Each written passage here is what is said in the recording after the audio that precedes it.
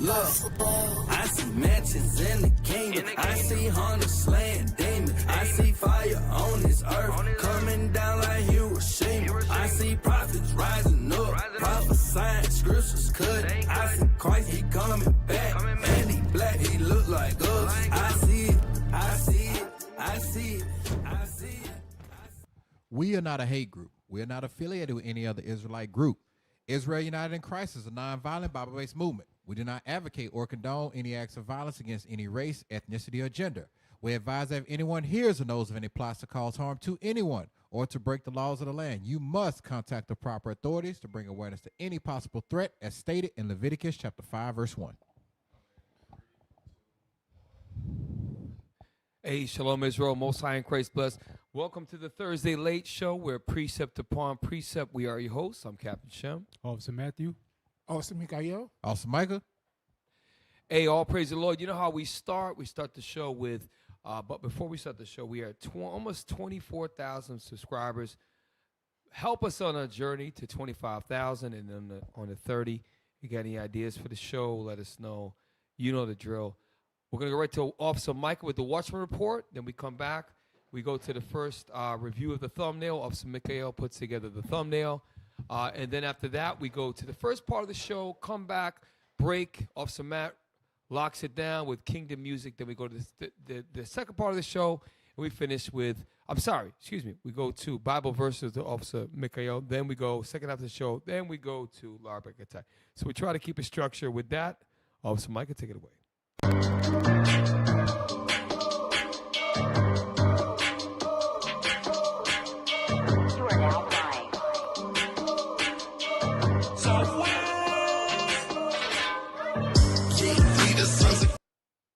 Hey, Shalom Israel, Most High in Christ bless.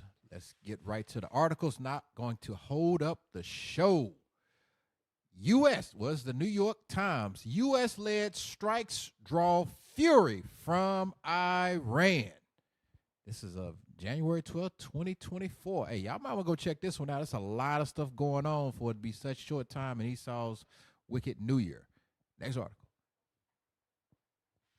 Houthi rebels strikes as U.S.-owned ship off the coast of Yemen in the Gulf of Aden, raising tensions. Ships getting hit now. This is January the 15th. It's getting crazy out there. All right. More entertainment. I don't think they'll ever find a cure for cancer. I don't think they want to find a cure for cancer. Roger Dorothy questions Big Pharma as he nears the end of his time as teenage cancer trust. So he said, look, they ain't even looking for a cure. You know what I'm saying? They can't cure you, then, they can't make no money off you. Missouri high school student who attacked 65-year-old teacher in viral video faces charges. Lock her behind up. What's wrong with people? Leaked German document shows leaders are preparing should Russia launch World War III reports. Hey, Putin ain't playing. I don't even think he got nobody running against him. All right, next article, please. Mexico, Chile refer Israel-Hamas conflict to ICC over potential crimes. So Mexico is saying something now, y'all. Guess what? Hey, things getting crazy. This concludes the Watchman Report.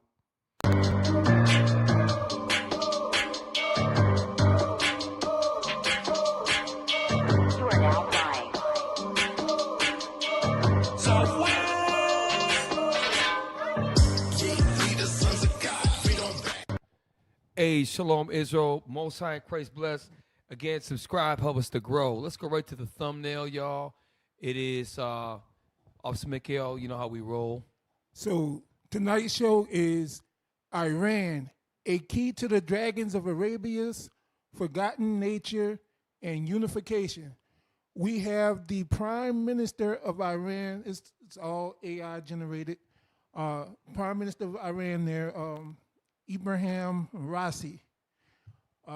He's the key figure in all of this. And what you see is the dragons of Arabia uniting and remembering their nature. As the scriptures say, they are a wild man, and they're going to be ready for war. They're loading up their, the Houthis are attacking U.S. ships with basically little cutter boats, and just they're war ready, and they're remembering their nature. And Iran is the key to that, because Iran is backing most of these militias. And you're gonna find out tonight's show. A lot of this is Iran. The last week it's been Iran has been in the news. So, all praise to the Most High.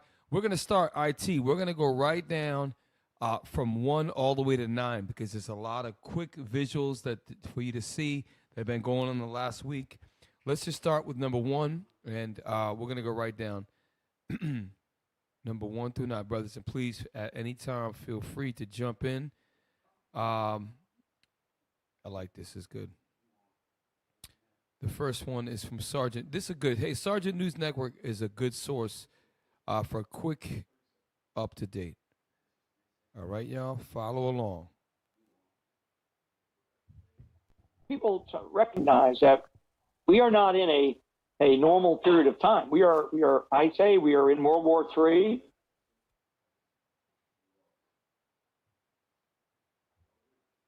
That was it? Okay, hey, play it again, because this is the thing. This is not a guy. This is not a Clint Smith that works at your local Piggly Wiggly. This guy is a General Flynn, right? So if you made it to do me a favor, just real quick. I want you to pull up in the, let's do Army. That's the most popular. Pull up a general.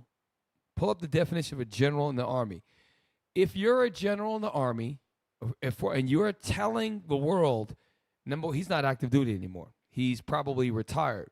So, depending on what general he is, he's a lieutenant general. Lieutenant general. Is that 2-star? Maybe 1-star. Pull up lieutenant general. Just I know I didn't prepare this. And he was a national security advisor.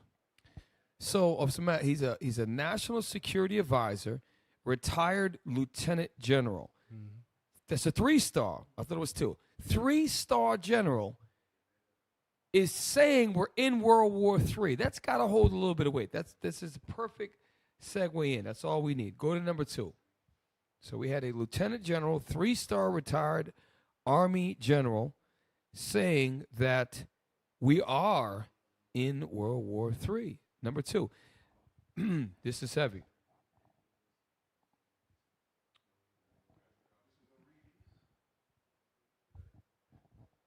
There's no video? I thought it was a video. Iran's strikes on Syria are its longest range missile attack ever.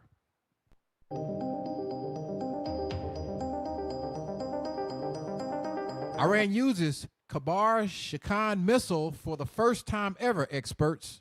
All right, real quick. I want you to get Kheibar Shakan. It's been talked about subtly here and there. I want us to pull the definition of that and just to see, because these are supposed to be able to go hundreds. I believe it's over 1,000 kilometers, which is. And while we get that, can you? I don't know if it's too quick for you to pull up, but we'll wait. I'll wait for that. I'll wait for it.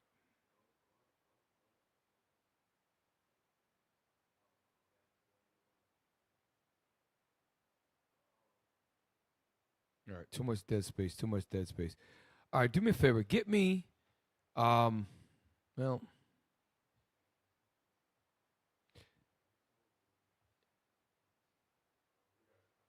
got, okay, because I don't want to. All right, tell you what, just forget it. Let's just move on. Let's go back to number 2. Don't worry about it. Unnecessary. Okay, go ahead. Not your fault. Play on.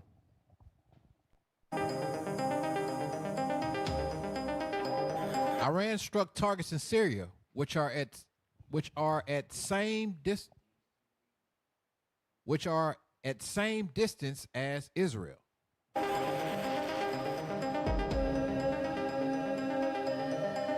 Iran's warning message that it can hit deep inside Israeli territory.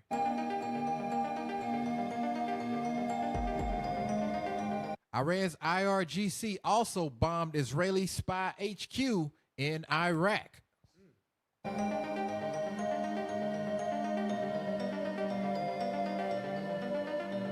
right, this is the Hindu Times. They don't really have too much reporting. They just give you some snippets. Let's go right down to make it easy, IT. Go down to, and if you could pull up Officer Gabe, the map of the Arabian Peninsula to show Yemen. Yemen has been in the news. Yemen. All right. So pull up number 3. Nice in order. I wonder where that Israeli headquarters was in Iraq. Wonder which base. Hey, Cap, you're talking about the Kabar Shakan. Yeah. I just pulled up a quick Wikipedia on it. It has a radius of 1,450 kilometers, Wow. which is roughly 900 miles. So it's over 1,000 kilometers. Okay. Yep. So, and why is that important? Because you're going to find that there's good. Well, I'll save that for later. Let's we could play it at 3.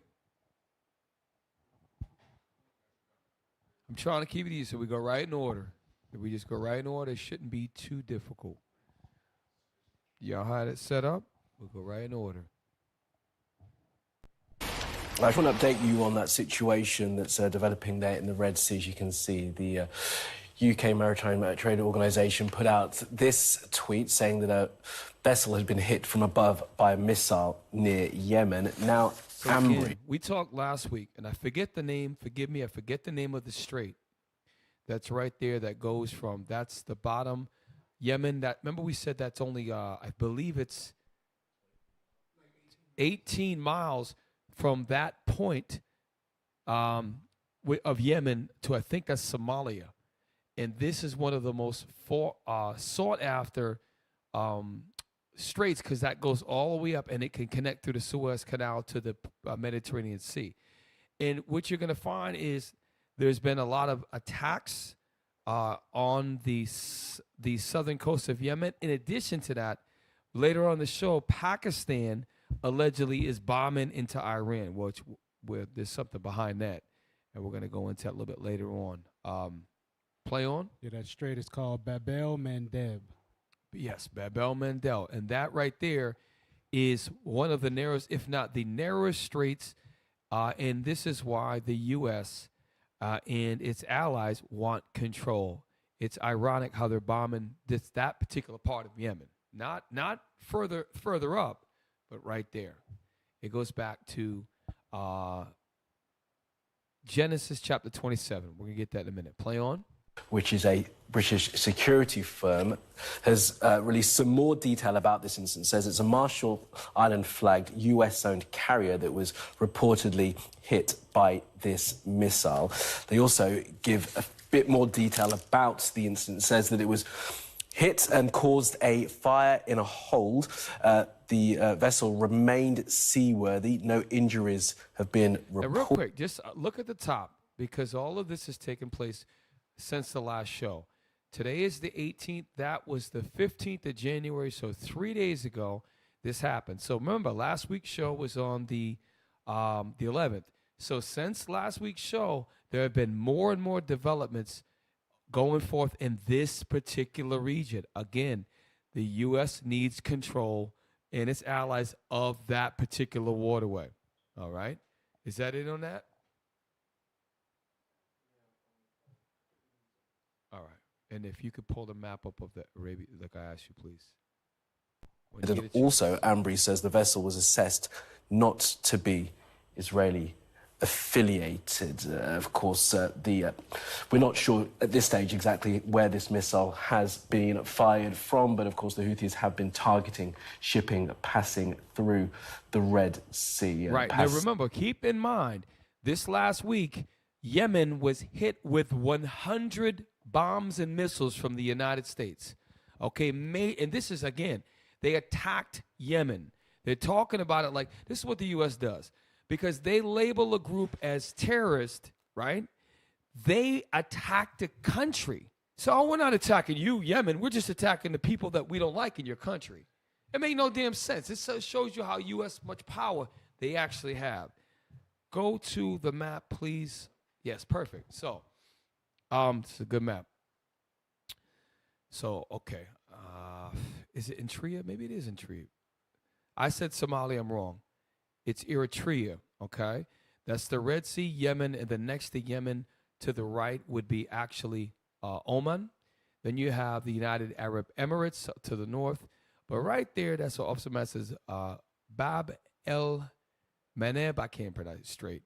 So that strait is extremely important. Remember, it is 18 miles at its narrowest point, and that connects all of these seas and gulfs to the Red Sea. And I know I'm repeating myself from last week, but this is very important. This is what's going on right now. It is a control. It is a geopolitical war. They want control of the politics and the geography so they can do what? Control oil and resources. That's exactly what's going on right now. All right. Yes, please. You're going in order. Try to keep it easy. All right. So, brothers, please, at any time. I know some of y'all posted. This is good stuff. You know, what's going on here? Gabe posted. Play on.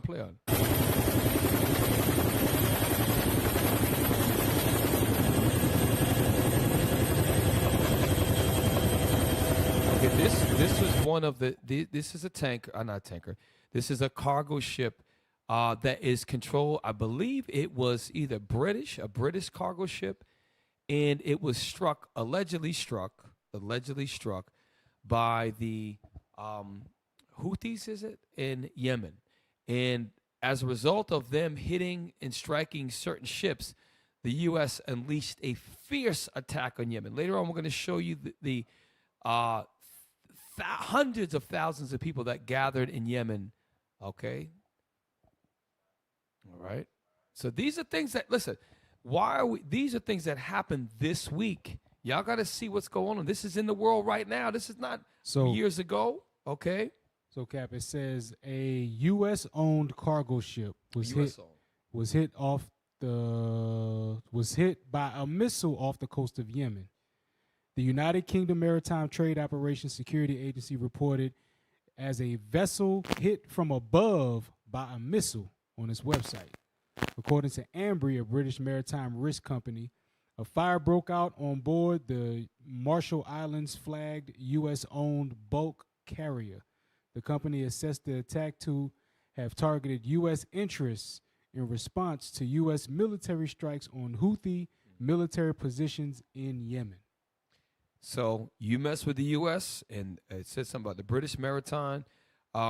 Basically, you touch one of their cargo ships, and they'll bomb you with 100 bombs. And this is how you know that.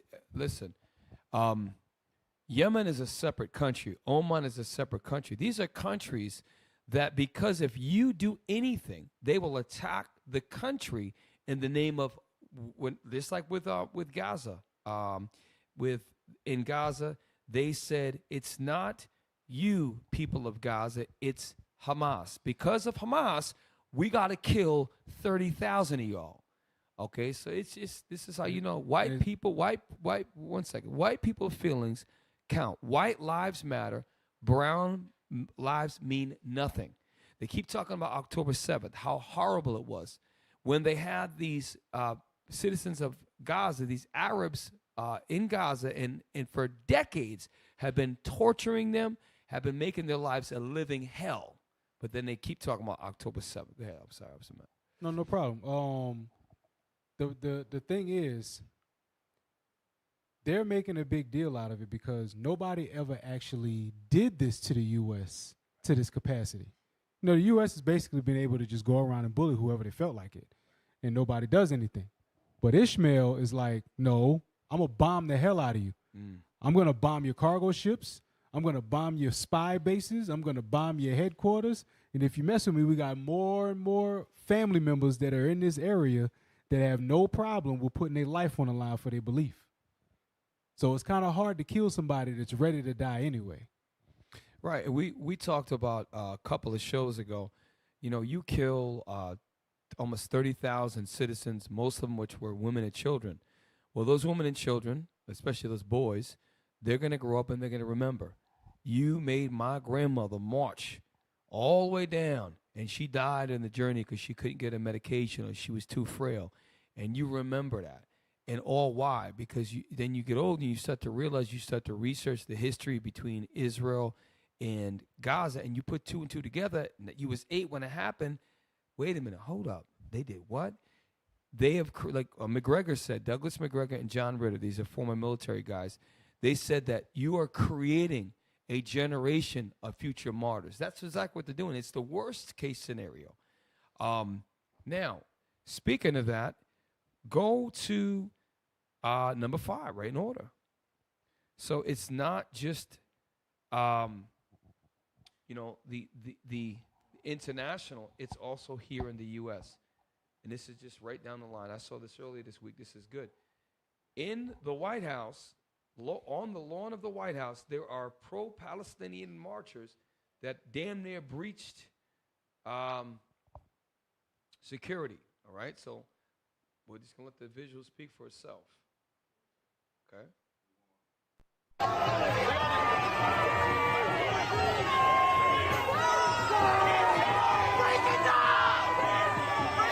Now, real quick, pause. I want to share something with you.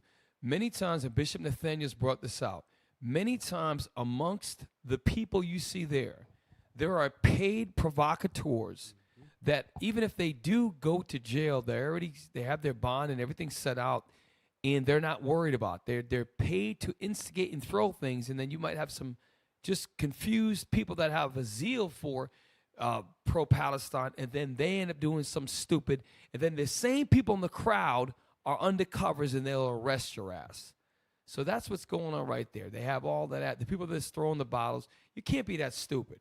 Okay, you're at National in the White House lawn, and you think you're going to actually breach the White House. You know? And you know it's Antifa because Right. any object that's thrown is called a projectile. Once you start talking about projectiles on a security force, they have the right to strike back with equal or more force. Right.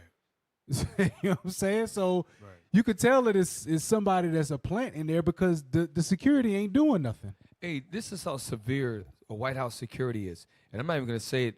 If somebody were to make a threat in the state of Wisconsin that they were going to do something hurtful to a president, they can charge you and they can arrest you. So if you're on the White House lawn, whether or not the president is in the Oval Office or not, because you never know when he's going to be there or not be there, him and the so-called first lady, that is a serious charge. So this is telling you the people are taking it to the next level. We had a show where people would go a bridge that connected Sacramento in the Bay Area. They were driving their cars out to the middle of the bridge, parking the car, throwing their car keys in the damn ocean. So it's not just happening throughout the international. It's happening here in the U.S. People are protesting continuously about this war that we're in I think we're day October 7th.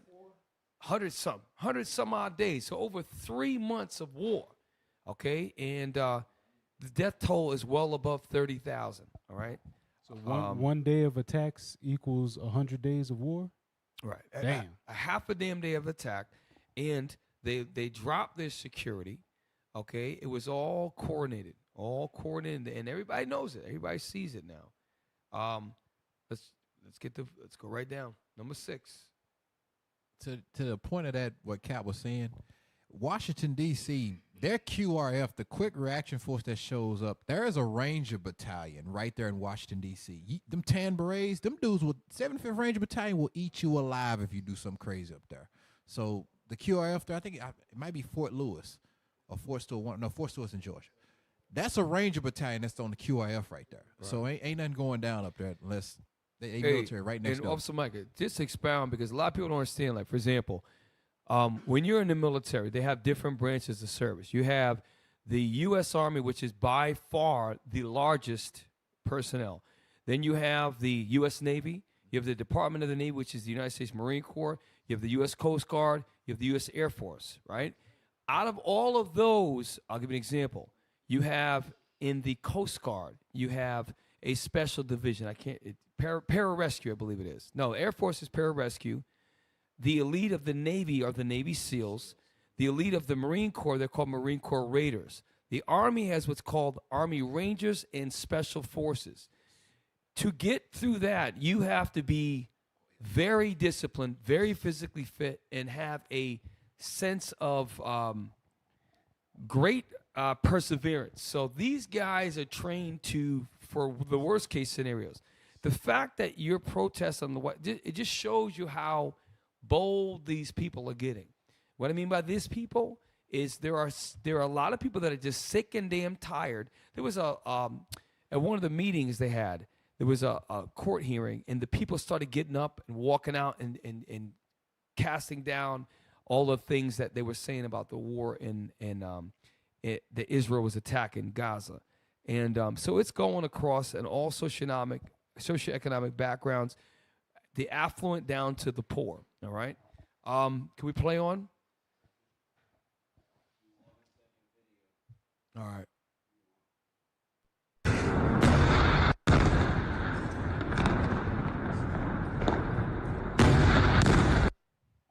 More bombings. So this is Iran firing ballistic missiles at Erbil in northern Iraq. And that's near the U.S. consulate. So they're firing at the U.S. consulate in Iraq. So these things are going on throughout the so-called Middle East, and this is what they're allowing us to see. They are reporting what they want us to see, but at the same time, the U.S. is taking casualties, and this is not a one-sided, there's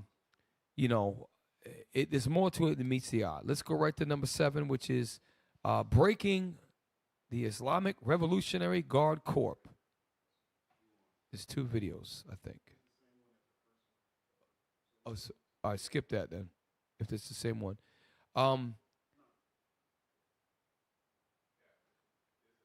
Okay, play it. Ya Allah.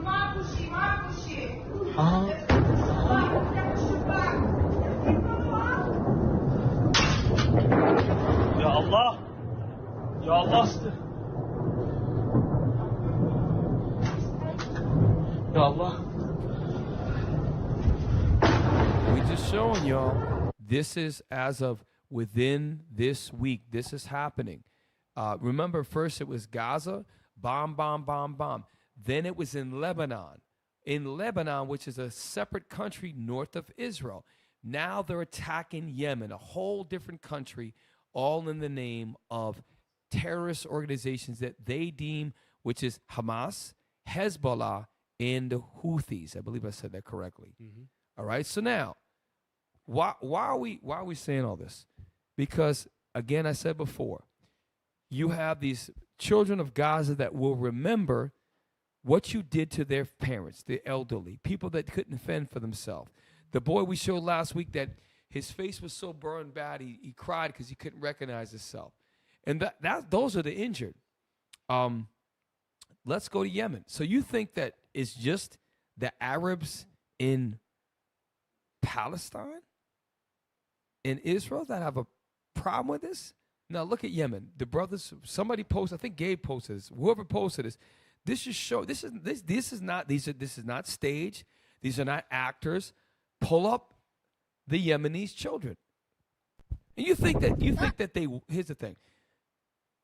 You think that children want to do this? Children want to play games and be kids.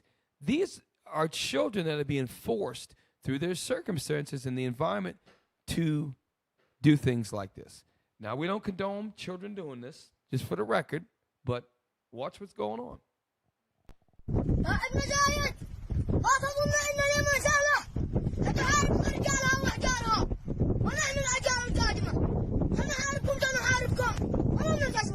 Real quick, if you look, the weapon is the size of the child. Yeah. And if you can rewind it a little bit, right? I'm going to show you that these little dudes is getting trained. So he's holding his weapon at right shoulder arms. Right shoulder. So when we was in the Marine Corps, you drill with your M16A2 service rifle. He's got his weapon. Kids don't grab. these look, he's got right shoulder arms.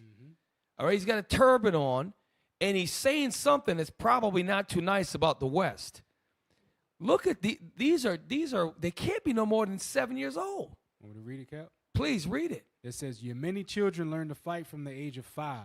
In the video, small children shout that they intend to protect Yemen from enemies. One of the children shoots at a target while the youngest appears to be about 5 years old. Wow. Moreover, in accordance with Roman statute, the recruitment of children under 15 of age is a war crime. According to published data, in addition to Yemen, Sudan, Dr. Congo, or DR Congo, Myanmar, and Somalia use child soldiers. So I don't know the nomenclature. It looks like is that an AK-47? An AK-47, which is I believe a Russian-made weapon. They're actually very, very liable. Unlike the M16 too, they're freaking jammed all the time. They call them choppers down here. Damn, chop. Wow. Choppers because they cut you down. AK-47. There's a 5-year-old, the 8-year-old, the 7-year-old. And again, what is the point of it is that they're just so great of fighters. The point of it is it's instilled in them for nationalism.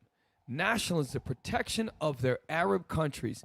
And that is 2nd Ezra chapter 15. There's going to come a point where enough of these children, this generation, they're not going to forget what happened to them. All right? So is there more now? Are we done with that video?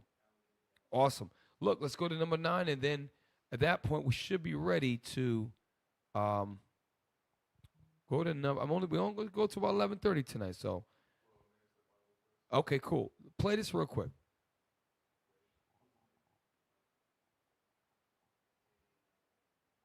Okay, no problem. Get me the book of Genesis, chapter 27. In conjunction with Job 9:24, it says the earth is given to the hand of the wicked. The wicked is established through just inferencing and just looking around that Esau, the so-called white man, is the wicked that controls the earth. Now, how did he get control of the earth? Genesis 27, start at verse 30. The book of Genesis, chapter 27 and verse 30.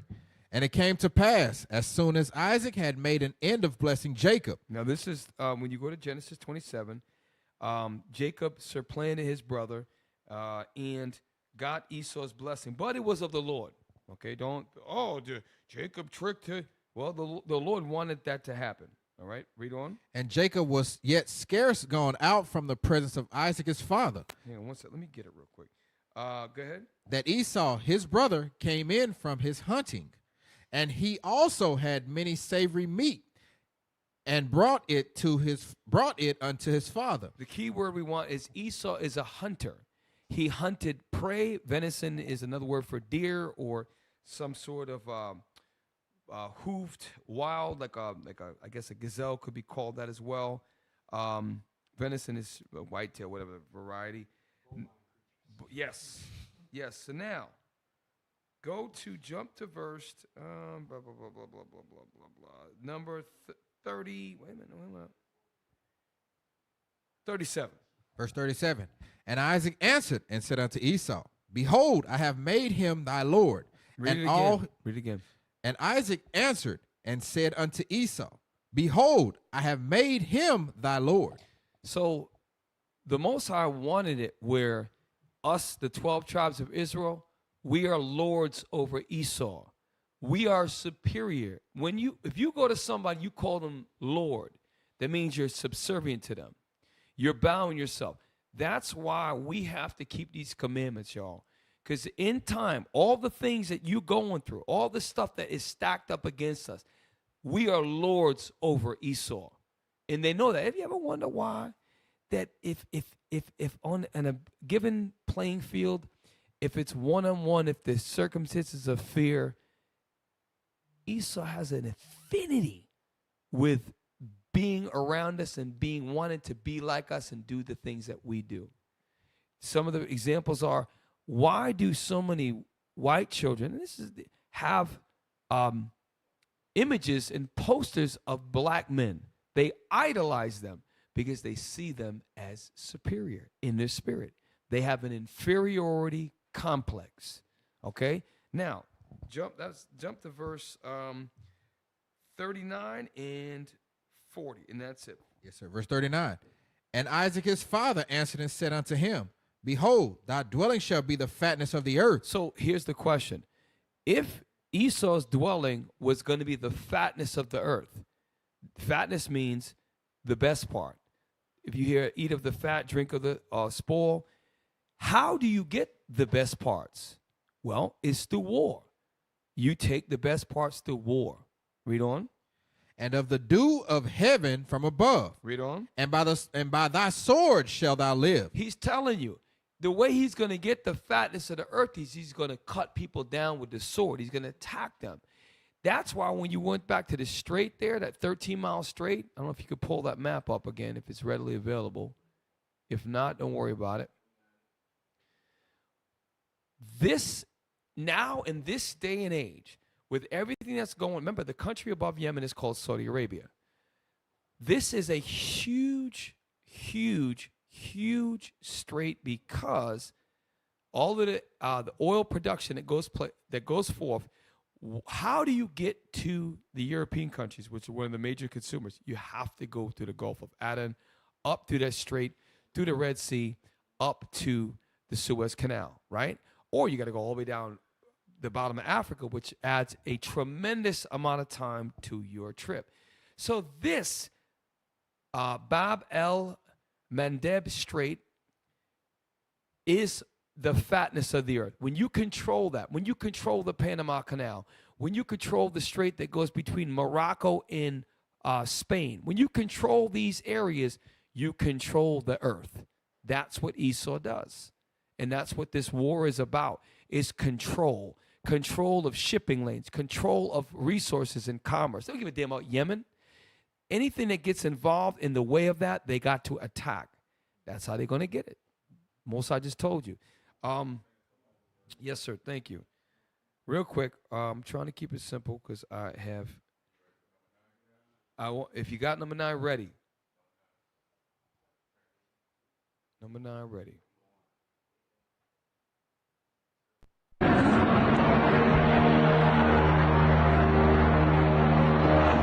Hey, speak on that. One of you brothers speak because that's not a missile. It's called a C-RAM. You can look it up. C-R-A-M is a C-RAM. And what it is it's got a bunch of barrels, and as projectiles fly in, it engages the projectiles and it shoots them down before they hit their target. I've seen those in Afghanistan. They pump rounds like one after another one. So I want you to keep the camera off some Micah. So you're saying, right, that they're individual bullets, large bullets. Yes. Even though it looked like one laser beam. Continue. Those are individual separate rounds. Yes. It's kind of like the Gatling gun that they used to use out, the Modown Gad. Right. It's a system. It shoots like a minigun. It just sprays. It dumps a bunch of projectiles into the air to shoot down something that's incoming. You gotta understand, y'all. This is the sword. This is a flying sword, just like his missiles. The technology that Esau has in his warfare allows him to control all of the fatness of the earth. Sword is symbolic for weaponry. Doesn't mean it's just a sword, because there's no way in this modern age a sword could beat any war. But when you have flying swords, when you have this type of C-RAM technology, there's nothing anybody could do about it. You got nuclear submarines. These are the things that are going on with Esau. Just to be clear, Micah, how many countries have a C-RAM? America's got them. They were all. I'll never forget them. That's still. I know that I never forget that sound. So 5 years in Afghanistan, I never forget that. America has them. Yeah, that's America all day. It's on their naval ships. So any country they occupy, they set them up over there. So guess what? It's beyond a shadow of a doubt that those missiles that were coming in was at the U.S. consulate in Iraq. That's what it was. Iran was shooting missiles at the consulate, and a C-RAM was shooting those missiles out of the air. Wow. Because not everybody has a C-RAM. That's right. Hey, so somebody posted a picture of the C-RAM, and what I like to know is if we can get the rounds per second or rounds per minute. It's probably thousands of rounds a minute. It's got to be. It has to be something crazy like that. That's it. That's it. Wow. Now, not many countries have it. It fires a 20 millimeter round. It's literally like one right behind another. I can't remember the rate of fire per second, but it's no joke. It was designed in 1969. Wow. Damn. That's actually an older one right there. That one's on a ship. But the ones that Scroll down. It should tell. It absolutely is going to tell us the round per minute. Mass, barrel length, height, shell. Hold up. 6 barrels. Damn. Caliber 20, 102 millimeter of elevation, traverse, design. Scroll down. Muzzle velocity. Damn. 3,600 feet per second. Rate of fire. that's it. Yeah, that sounds about right. Holy 75 rounds a second. It just burps. It just, and it's So hold up. Y'all hear that? 4,500 rounds a minute. That's look at effective firing range. insane. Look at that. 1,625 yards. That's multiply that by 3. That's about over 5,000 feet. That's incredible. Damn. Oh, hold up. I'm sorry. 36. Yeah, the maximum is way more. I mean, the effective fire range. So it takes something down from that all day, but it can go all the way up to 6,000 yards. Wow. Hold up. Check this out. If you have a 1,600, I don't know if you ever remember the mile. The mile is 1,600 yards. It's 400 yards. 400 meters is 1 lap. 1,600 meters is a mile. So a meter is a little bit more than a yard. So that's miles. If you look at how many miles is 6,000 yards, I believe it's probably close to like 3. Is it 2? Let me just look it up.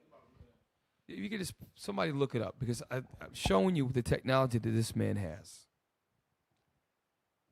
And this is this is going on, y'all, right now. This has happened within the last week. It's happened. All of this missile technology, attacks on U.S. Here's the other thing.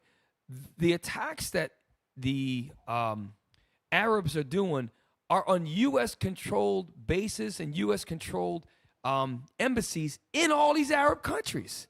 So when they say, this is attacking that, they're attacking U.S. targets because they're in their land, in their doggone countries. Yep. I find it real interesting that the year it was developed was 1969. Yeah. The year they landed on the moon was 1969. The year the truth started to expound upon in this earth was 1969. And you see that's glittering swords, and you can explain it in the scriptures because we're starting to wake up. These things are happening because of us. It's crazy. So Actually, it's biblical, not crazy. no, it is crazy, but it's biblical and it's mind blowing to people. It's crazy to people that don't understand that this whole Bible is written for us. So when we're looking at the things in the news, the bombing, the attacks, and the control of waterways and the control of resources, 6,000, that's 3.4 miles. So that machine gun, that CRAM, has a maximum of 3 almost and a half miles. Okay, that's how can you beat a man that has that? It's only going to be God's intervention. So listen, real quick before we go about, did you pull up the picture of the CRAM? I want them to see that. It's the only one that's up there, man. The last one that's up there. Okay, he got it. Okay. Take a look at that. Look at the spool underneath there. Look at the size of them rounds that is going. Look at the barrel length. This should show you. Listen, God blessed Esau with the sword. God blessed Esau with this technology. That's why if y'all get a chance, go see the movie Oppenheimer. God gave Esau, Satan gave him the formula, but God allowed all that thing to go down. All right? So, you know what? It's only almost 10:30. I think. Okay, listen, y'all. Thanks for staying with us. After the break, in the Bible verses. We're going to go to the second half of the show where we're going to get into a little bit deeper. So thanks for staying with us. We just wanted to show you quick what's happening with war and bombing and all of the things that happen in Yemen. And next part of the show, we're going to go into more of Iran. What's happening with Iran? Thanks for staying with us. Shalom. Bible verses with Officer Mikael coming up next. The streets to bring it out, they don't like that. No count, we ain't lying, we ain't fly, yeah. A roaring lion crouching down, they don't like that. The tribe of Judah, watch us do this, we gon' fight back. Yeah, your pastor know we lying, talking about it. Hey, Shalom Israel, Most High Christ bless. Hey, this your brother Officer Mikael, and this is the Bible verses, Little Nas X, J. Christ. Hey, go ahead and play the video for me. Let's go. Lil Nas Go ahead. X took to social media to share he did not mean to offend with his latest song and music video, J. Christ. In preparation for his latest song, Lil Nas X has been using a lot of Christian imagery to promote J. Christ. After facing waves of backlash, Lil Nas X posted this video to social media to address his song and the promotional materials. I also didn't mean to like mock. This wasn't like a you to you people, you to the Christians. Like, you know, it was not that. It was literally me saying, oh, I'm back like Jesus. Like, that was like the whole thing. I'm not the first person to dress up as Jesus. I'm not the first rapper. I'm not the first artist, and I won't be the last. Some social media users told the artist there is no need to apologize, while others All right, y'all can stop it right there. Hey, give me that picture I posted of that Trinity K person, because this person, Trinity K, says, you know, live in your truth, or whatever it said. Don't apologize.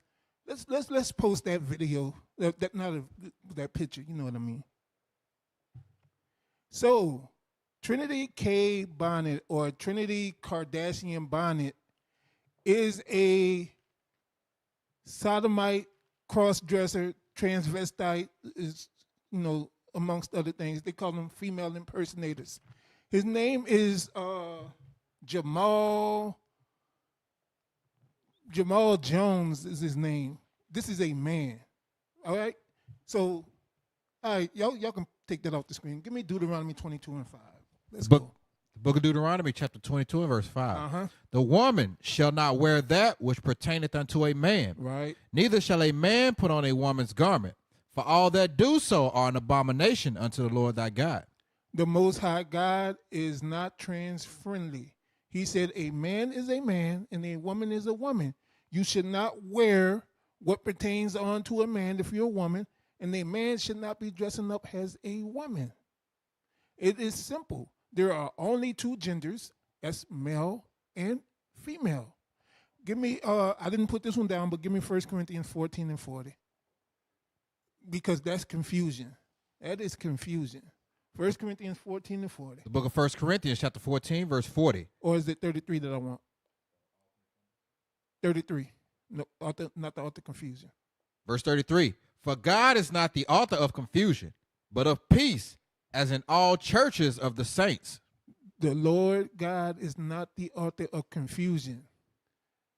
Transvestites, cross-dressers, sodomites, homosexuals, LGBTQRSYZ is confusion. Thus said the Lord. So from there, give me the next scripture on the list. You know what I want. Revelation chapter 21 and verse 8. Uh-huh. But the fearful and unbelieving and the abominable and murderers and whoremongers and sorcerers and idolaters and all liars shall have their part in the lake which burneth with fire and brimstone. So it says the abominable. If you are a man dressing as a woman, Deuteronomy 22 and 5 said that is an abomination. You're going to have your part in the lake that burneth with fire and brimstone. All lovers of lies, because that's a lie. That's a lie. You're going to have your part in the lake that burneth with fire and brimstone. Go to 1 Corinthians 6 and 9, because what y'all seen on this video was a real effeminate portrayal of Jesus Christ. Let's see what the Bible says about that effeminate. 1 Corinthians chapter 6, verse 9. Know ye not that the unrighteous shall not inherit the kingdom of God? Right. Be not deceived, neither fornicators, nor idolaters, nor adulterers, nor effeminate, Nor effeminate. Read. nor abusers of themselves with mankind. So that's your sodomites. So if you're an effeminate brother or if you're a sodomite, you will not inherit the kingdom of God. So let's go to Luke chapter 19, verse 21. The book of Luke, chapter 19 and verse 21. For I fear thee, because thou art an austere man. Thou takest up that thou layest not down. So this is talking about Jesus Christ. It said, I fear thee because thou art an austere man. Austere means hard, regimented, not soft and effeminate. Jesus Christ was hard. He wasn't no little girly man.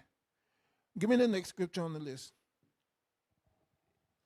The book of 1 Corinthians, chapter 15 and verse 33. Be not deceived. Evil communications corrupt good manners. Oh, So- wait. It says evil communications corrupt good manners. This is the whole agenda. Keep reading. Awake to righteousness and sin not, for some have not the knowledge of God. I speak this to your shame. So it said evil communication corrupt good manners, and then it tells you to awake to righteousness because some do not know God. Little Nas X and the rest of Hollywood do not have the knowledge of God, and we're going to speak this to their shame because they should be ashamed to portray Jesus Christ in that manner, to mock God. So give me Galatians chapter 6. The book of Galatians, chapter 6 and verse 7. Be not deceived. God is not mocked. God is not mocked. Read.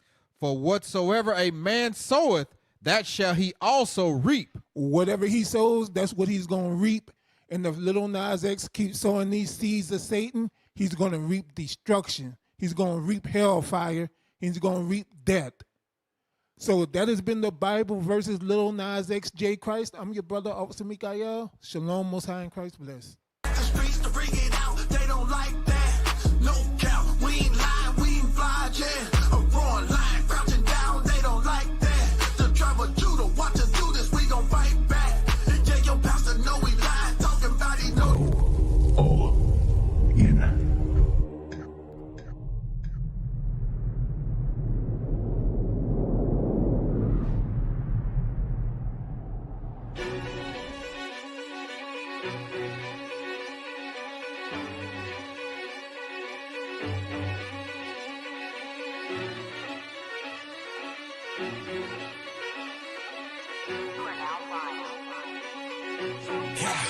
You can tell by my gait that I'm all in. You can tell by my faith that I'm all in. Front line with the truth, I'ma fall in. Even if it's a dead end, going all in. You can tell by the things I'm involved in. I can lose it all for my calling. If I die for the truth, it's a win-win. And going to the end, going all in. Going all in. Going in, going all in. Going all in. I'm going in, going all in. You can tell by the things I'm involved in. I can lose it all for my calling. If I die for the truth, it's a win-win. And going to the end, going all in. Going all in.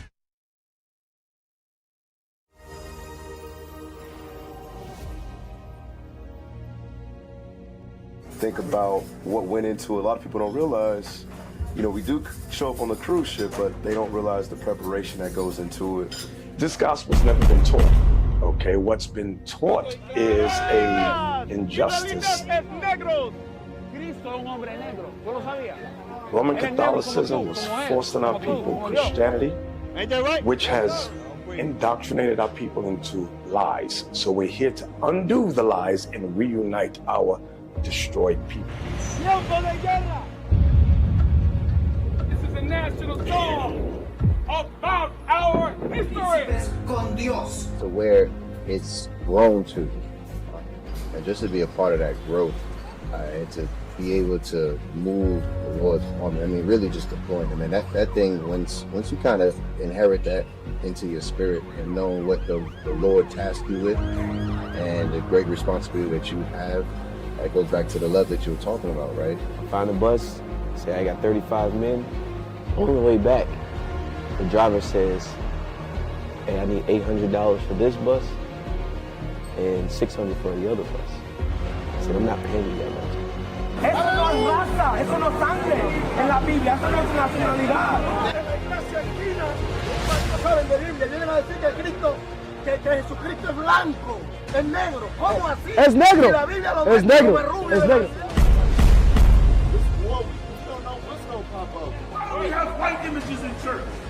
Why do we have white pictures of Jesus Christ in our home? Because the ones that oppress us taught us their religion. And a lot of people don't realize we went into quote-unquote war zones. Yes.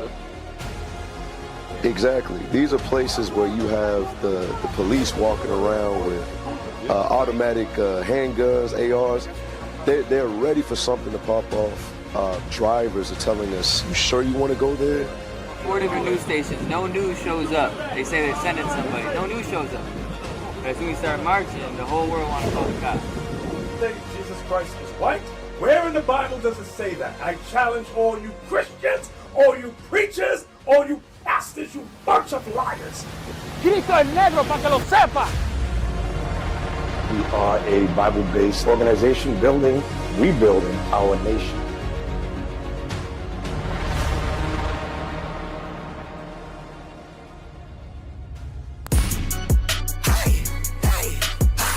Ladies and gentlemen, that's the Green King. Let's go.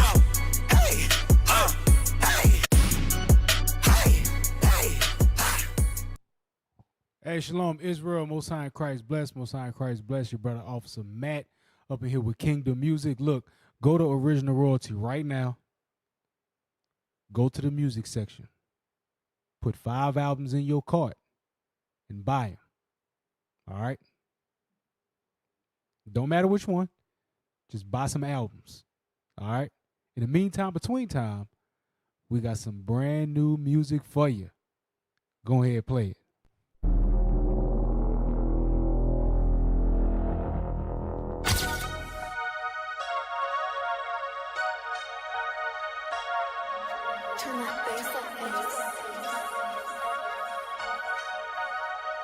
Yeah, hey, skin black like Jesus, ordained as a fetus, prophesying to the Most High, told the truth when most lie, keep a Bible real close by, now let it bang like GoldenEye, that's 007, all my bros going to heaven, getting ready for the wedding, Revelation chapter 19, light shining like high beams, make it squint like Chinese, wish the devil would try me, got so many angels by me, scriptures flowing through my IV, I'm an Israelite, check my ID. Check my ID and my passport, it's high speed on my dashboard, you wanna find me, I'm moving fast forward, cause behind me is a crash course. Who am I? From the Judah tribe, for the 12 tribes, it do or die. Vocab, you a hater, we the real Jews, you faker. When Christ come, he gon' chase you, or a night bombs, then bake you. If Christ don't chase you, the bombs, the bake you, the Savior's gon' enslave you, yeah. We saving you for our succession, all praises for the blessings, vocab gon' be our possession, ha ha.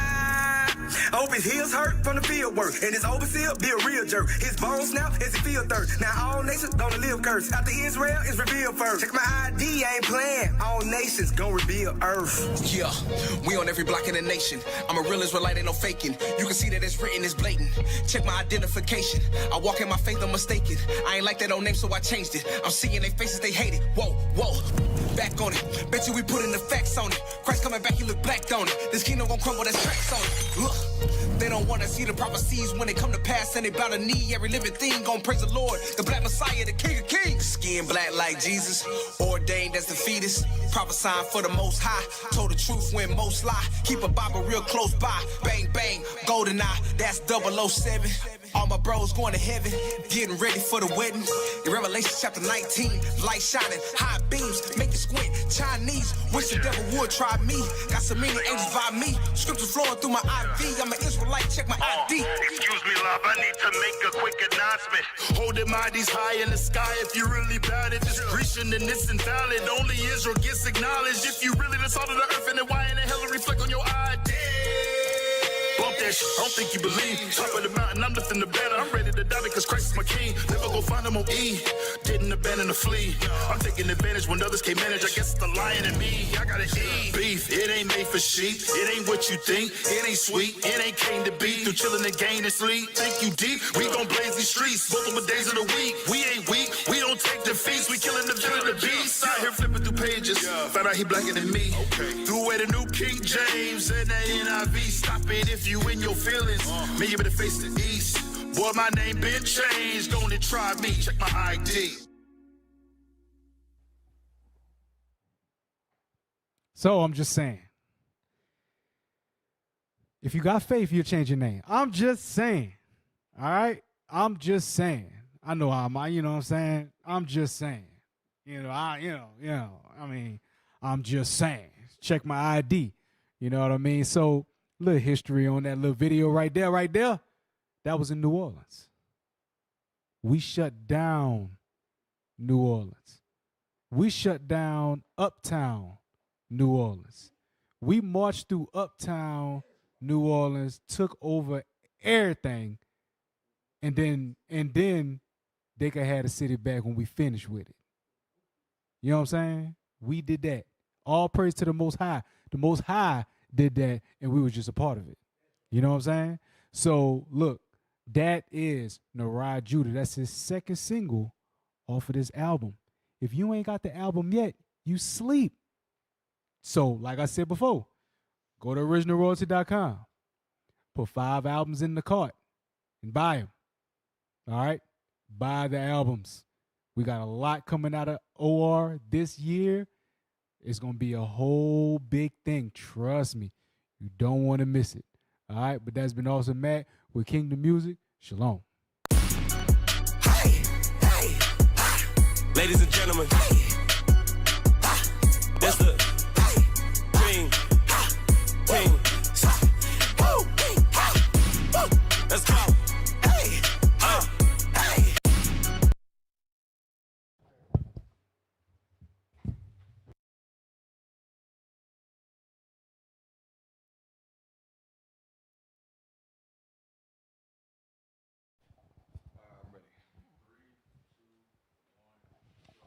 Hey, Shalom Israel. Welcome back to Precept Upon Precept. Thanks for hanging with us on the late show. Pull up the thumbnail real quick just to show you. The first half of the show, we showed you a little bit about what's going on with all the recent attacks and bombings and turmoil that's happening in that area, the Arabian Peninsula area.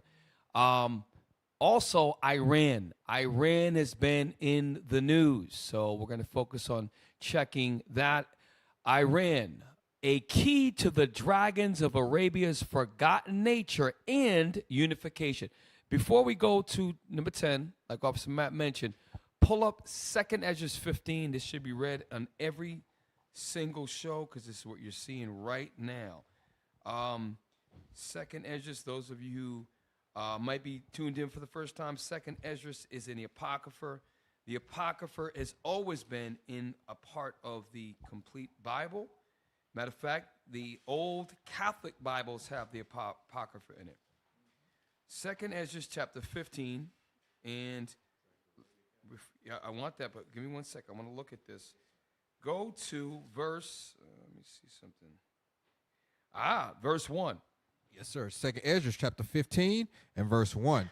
Behold, speak thou in the ears of my people the words of prophecy. So God's people, the 12 tribes of Israel, when you read in Exodus 7-4, Matthew chapter 2, we are those who are enlightened, who come back to the law, statutes, and commandments. We are going to give heed to the ears of prophecy. Read it again.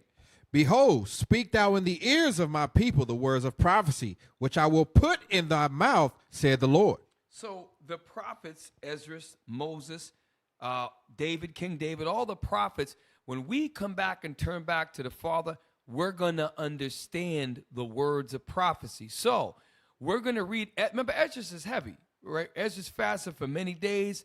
The Most High showed Ezra many things. Also, Ezra was a very deep thinker. He would ask, he was concerned about Israel. He asked questions, and the angel had to check him. He said, look, if you can weigh the weight of fire, if you can measure many things he talked about. So Ezra was given a lot more understanding than the average prophet. Let's jump to verse, is it 20? Let me look at it. You know, I want to point now. I'm sorry. 20. Yes, sir. Verse 29.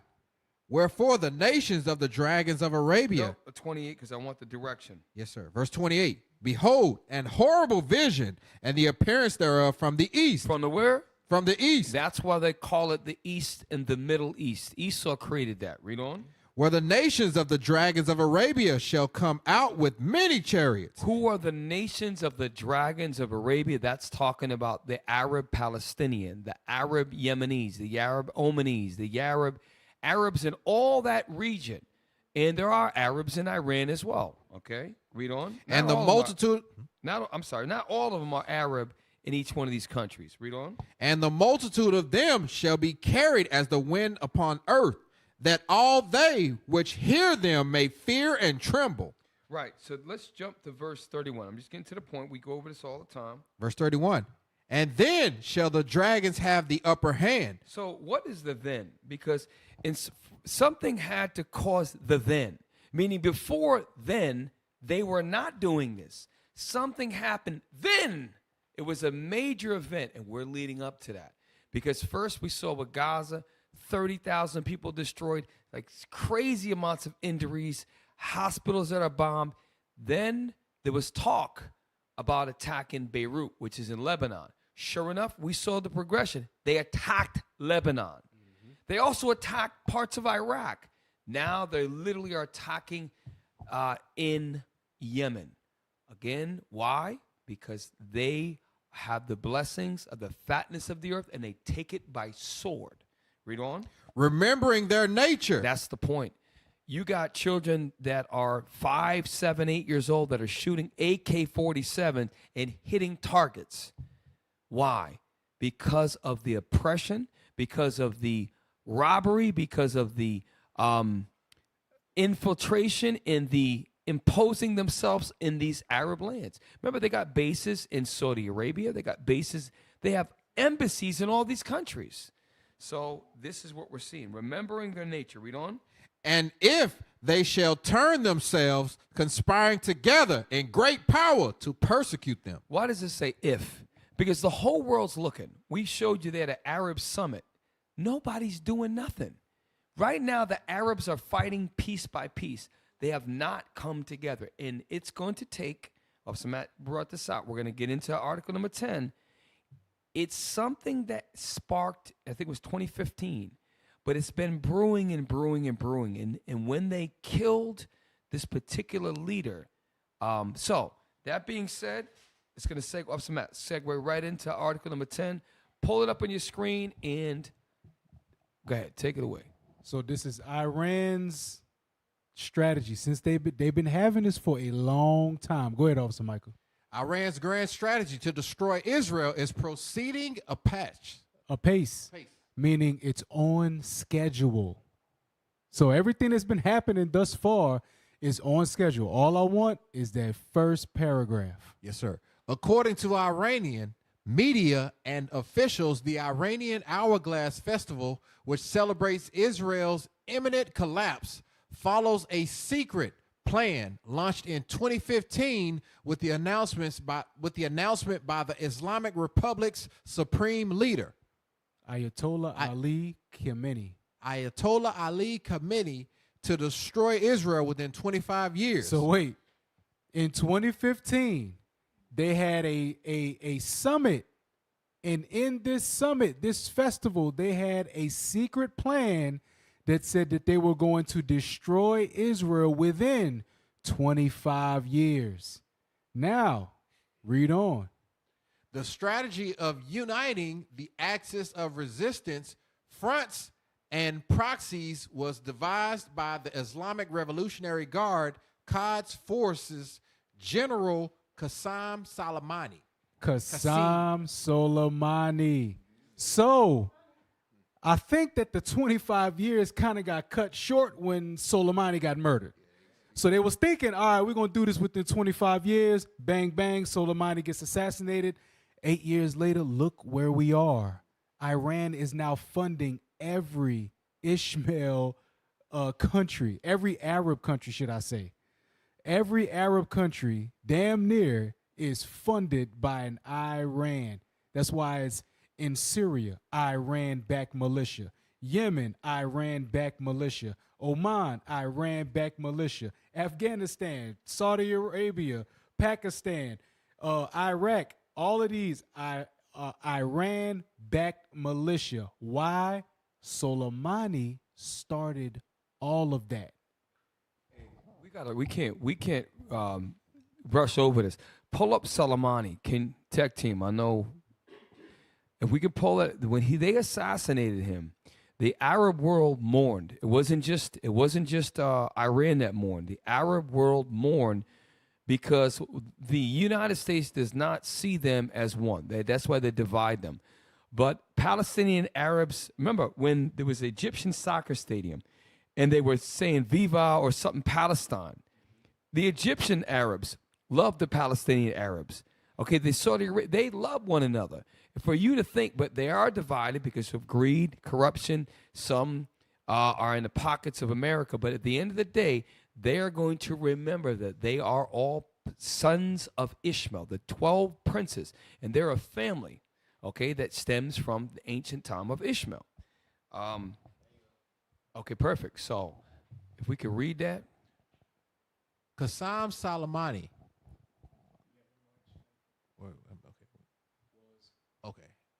Was an Iranian military officer who served in the Islamic Revolutionary Guard Corps from 1998 until his assassination by the U.S. in 2020. He was the commander of the Quds Force and IRGC division, primarily responsible for extraterritorial and clandestine military operations. Clandestine, I mispronounced that. My apologies. Clandestine military operation. In his later years, he was considered by some analysts to be the right-hand man of the supreme leader of Iran, al-Khamenei, as well as the second most powerful person in Iran behind him. So remember, they killed this guy. Over 22 years of elite military service in the IRGC. And like we read before, in 2015, he had an agenda. Now, look, at the end of the day, we as the 12 tribes of Israel, we're not pro-Arab. We're not pro-Iranian. We're not pro. We are pro-God. And we're showing you that they're going to remember their nature. When you take out and kill a beloved guy like this to them, and you go and you kill 30,000 people in Gaza, as well as the majority of them being women and children, you are creating martyrs, you are creating sleeper cells, aka caterpillars, as scripture calls them, and you are literally creating a situation where the Arabs are going to, that's why when it goes back to, it says, and then something is going to happen to cause the then. Remember that. Let's go to, it's at 11 o'clock. Yeah, all right. Go to the next, number 10 is a perfect segue. Let's go to, do I want 11 or, let's go to 16. I want 16 because that's going to get, bear with me. Let me make sure I said that correctly. Yep.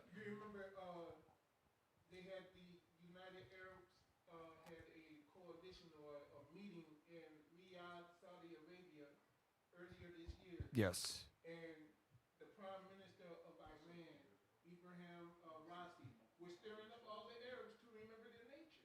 That's right. And while that was going on, you know what else was going on in Riyadh at the same time? The United States sent the WWE over there to distract the people. The World Wrestling? Yes. Oh, my Lord. Oh, gosh. Nothing more distracting. Nothing more distracting than grown men and Speedos and what the hell? All right, go to 16. So this is a military strategist named McGregor. I like this guy. And this is former Colonel Douglas McGregor. He is a military strategist. We had him on the show. I used clips of him on the show. It's a short 5-6 minute video.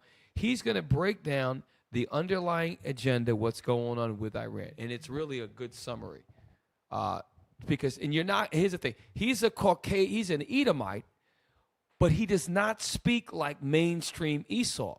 And that's why you're not going to see this guy on national platforms. He should be strategizing everything, but he is outspoken, and it does not fit the Caucasian standard main agenda. Play. Thank you very much for your time, for your analysis. Judge, can I add one point here? Of course. Yeah, I just wanted to add something that doesn't seem to get a great deal of attention. It was reported recently, and it's in the open press, that the Iranians have begun enriching uranium to weapons-grade plutonium. For your audience, this means that it's enriched to 20% or more, and the plutonium then is capable of being utilized in making bombs for warheads on missiles or dropping from airplanes or whatever. This is not an accident. The Iranians have restrained themselves in the past. They've kept well below those levels. They're now actively making that plutonium. I have very, very little doubt in my mind that they can transform that plutonium into nuclear weapons. At the same time, real quick. Earlier in the show, there was a missile. I can't pronounce it. I can't remember the pronunciation of that could travel over 1,400 kilometers, which is nearly 1,000 miles. Coupled with this information that they purposely was able to pass inspections with lower levels of plutonium. But underneath all of that, McGregor's saying, you better wake the hell up. This is a regional war that's coming, and they've got the ability to make nuclear warheads, and they've got the range to hit the least of the flock, okay? All right, play on. Turks know, and have known this for a long time, that if they were ever in the position where they felt they were going to be directly threatened by another nation with a nuclear weapon, and in the Middle East, everybody assumes that's Israel, that Pakistan would provide nuclear. Now pause real quick. I want you to remember he said Pakistan. I want you to pull up a map, just get a map of the Iran and its bordering countries. One of the countries that borders is Pakistan. Why it is important? Because something just happened either today, earlier today, or yesterday. And I kept saying to myself, why is this doing? Why the hell is this happening? And it's absolutely perfect if you're a warrior and you're trying to conquer the enemy. I understand. Esau thinks very, very deep. So if you look at Iran, right? I always wonder, part of it is Russia. Part of it is Russia. Why did the U.S. spend 20 years in Afghanistan? I always wondered that. You think they were there just for Russia? They have, and I know that there are troops that are infiltrated that are in Pakistan. Look at the border that it shares with Iran and also Pakistan to the south. So remember that. Remember, McGregor said something about Pakistan getting nuclear weapons. And if you look at Turkey, remember Erdogan, right? Erdogan is against Israel. So you've got Turkey. Look how large Iran is. You got Pakistan. Now, watch what he's going to say. They've been under the radar with their plutonium levels. You need plutonium in the nuclear process to create nuclear warheads for missiles, bombs, and things of that nature. All right, now, keep that in mind as we play on. It could be utilized by the Turks.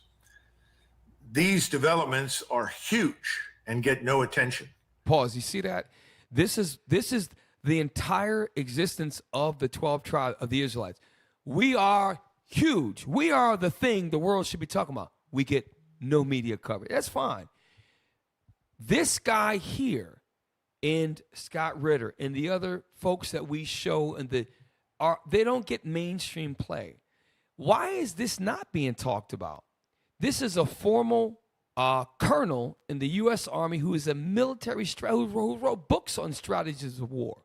He's saying, listen, Biden, y'all doing this wrong. This is wrong.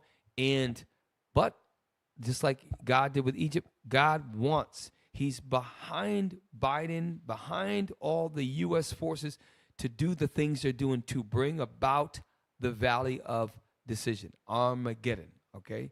In the valley of Jehoshaphat, which is Mageddon. Bishop taught a class on that.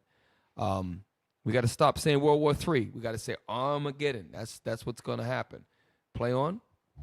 Need to understand what this means. It means that if this war spreads, as I think it will, I think we're on the slippery slide into a major regional war. The Houthis, Hezbollah, the militias are symptomatic of where I think we're headed. Pause. You see that? And this is the thing. It's so much deeper than Hamas, Hezbollah, and the Houthis. Because those are just the ones that the U.S. labels. There's many, many other organized so-called terrorists that are in Oman, that are all, so they're waiting, and they're going to, and guess what? This is what the U.S. will let you see. He says it's much bigger than, it's a whole regional war that's about the, and he says, then the first thing we showed was another lieutenant colonel, 3-star Army general, who says we're already in World War III. Mike, you better say something. I was listening to what he was saying, Cap, and it brought me back to, I don't know how many people went and saw Oppenheimer. Yes. And we watched it, but a lot of people ain't not falling asleep. What they don't understand, that the devil was telling on himself. They were using plutonium, which is a significant heat source, and they were using uranium. Right. What that does is it causes, I'm a tech guy. It causes friction. It causes friction, and it causes those atoms to break down. So you put heat with that uranium, and you get a big boom. And I get these smart people, they talking about this stuff, but our people, they hear it like, whatever. But what he was talking about, that plutonium, that's a significant heat source. And this is a big deal, but it's boring to our people because they don't pay attention to what the hell they talking about. Plutonium is very unstable. It's a big, big heat source, and it causes the Smith that created a waster. And it creates, the Most High is putting all this together. It's a big, big waster that he's creating, and our people are asleep. They ain't paying attention. And that's why, remember, every kingdom divided cannot stand. Remember what happened with NATO. Last year we did shows where you had the governments of Italy and Germany and these other places in Czechoslovakia. The people were hundreds of thousands of people in the streets saying NATO got to go in their own language. A house divided cannot stand. Who's the house? The house of Esau. The head of the flock is the United States of America. The least of the flock is Israel. But Europe, Britain, and all Europe is obviously Germany, France, Spain. All of those Caucasian countries, whether they're German Caucasian, Dutch Caucasian, British Caucasian, Italian Caucasian, they're part of the flock of Esau. Their house is being divided. They cannot stand. No matter how powerful they are, they got 845 bases.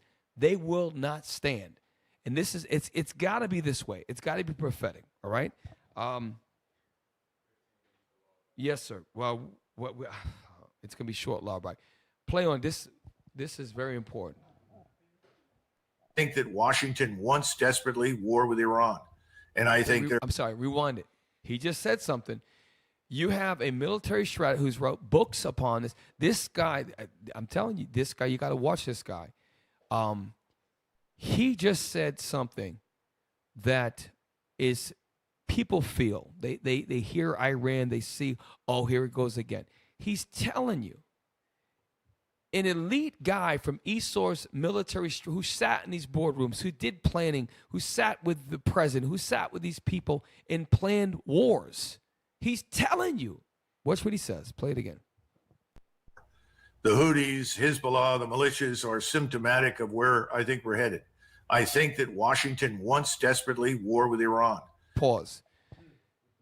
Again, he said, he didn't say it animated. He said it very controlled.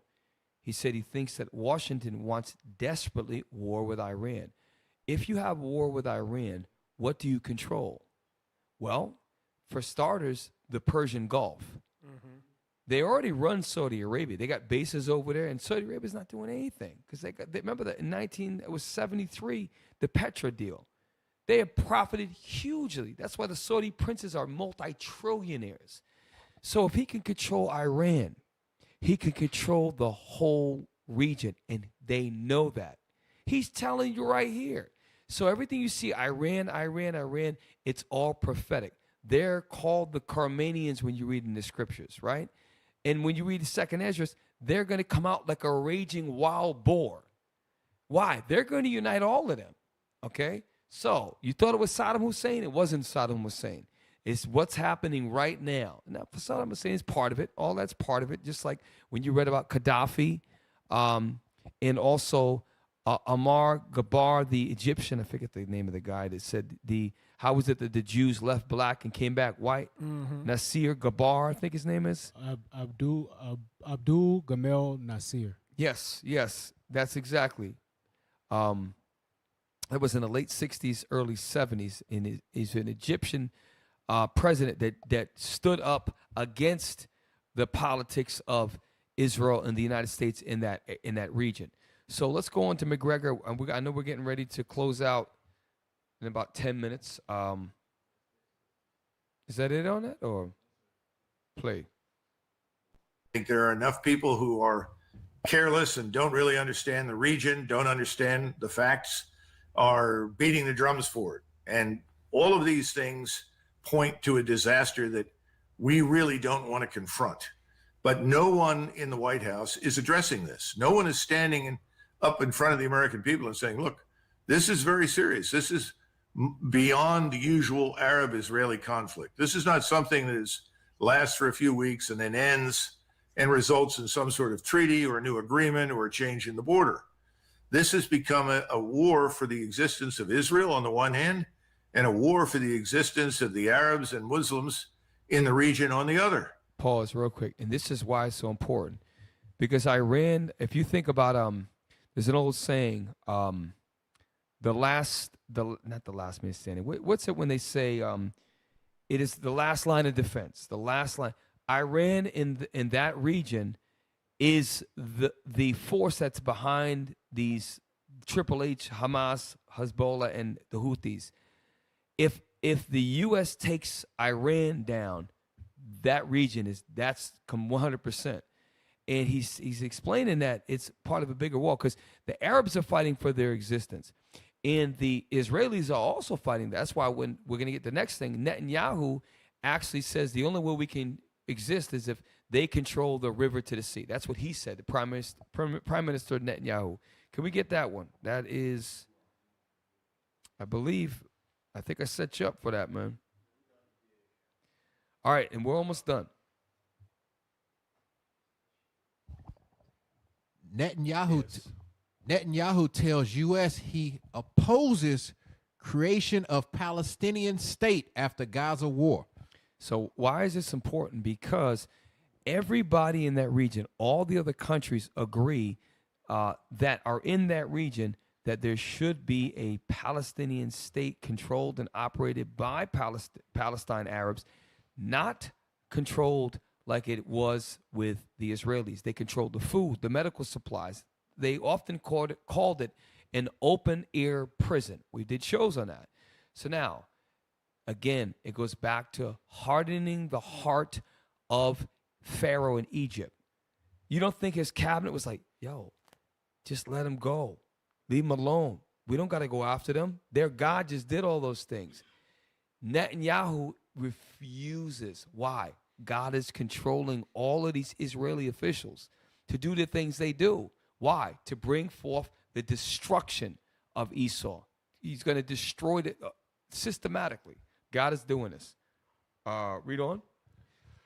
Israel's prime minister has told Biden White House that he rejects any moves to establish a Palestinian state when Israel ends its offensive against Gaza. By the way, just to be clear, this is why you've got to track international news and what's going on in that region.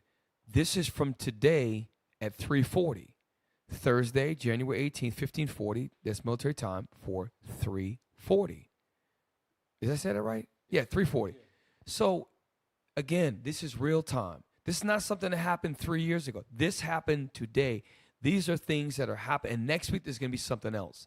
Y'all got to watch, pray, look around you. Pay attention to what's going on in the earth.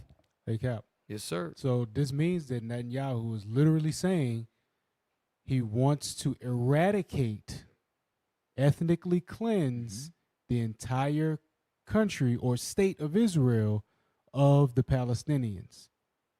He said he doesn't want to see a Palestinian state when the offensive against Gaza ends. He already said that they're not going to stop. This is something that they plan on doing for the few years. That's what he said. They plan on doing this for the coming years. They're going to continue to do this. So that means that until when that offensive ends, no Palestinian will be in Israel or Gaza. And if you look at the next prayer, I'm going to read it in the interest of time. It says, Netanyahu has sought to obstruct the establishment of a Palestinian state. Because why? Because there's an international league of countries that are trying to establish a Palestinian state separate from the Israeli state, and they're the only country that is stopping it, that is putting a obstruction or a blockage of that, okay? It's pretty heavy. It says also, throughout his political career, despite occasional lukewarm endorsements of the idea. So again, he's a war prime minister, and he was also, remember we read covered another show. He was in the midst of getting ousted in his political position, and all of a sudden October 7th just happened to happen during his end of his political career. We're almost done. Go to number. Remember I said Pakistan before. Go to number. I don't have enough to get to. Okay.